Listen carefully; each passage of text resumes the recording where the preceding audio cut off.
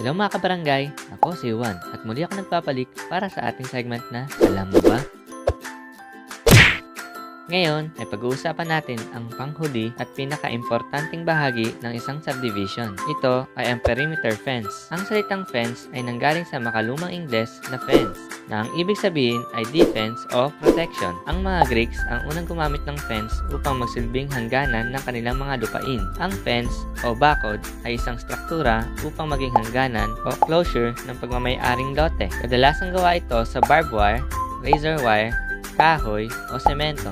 Ito ang pinaka-importante sa lahat, lalo na ng isang subdivision, upang magkaroon ng privacy at security ang mga taong naninirahan sa loob nito. Nakakatulong din ito upang maiwasan ang krimen o hindi otorisadong pagpasok ng mga hindi kilalang tao. Alam nyo ba na ang fence ay kadalasang nagiging problema ng may-ari ng magkalapit na lote?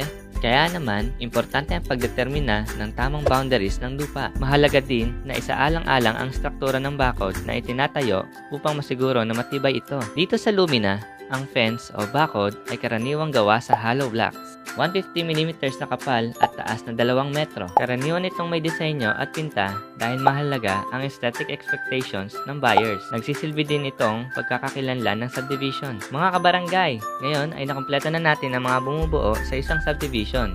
Ang signage, guardhouse, multipurpose hall, play area, basketball court, at perimeter fence ang mga mahalagang bagay na dapat isaalang-alang sa pagpili ng inyong titirhan. At lahat ng yan ay nandito na sa Lumina. All-in-one Lumina. Peaceful at secured ka, kabarangay. Mapapasabi ka na lang talaga ng there's no place like home. Sana ay marami kayong natutunan dito sa Alam Mo Ba segment. Huwag kakalimutan mag-like at mag-subscribe dito sa Lumina official account dito sa YouTube. Hanggang sa muli!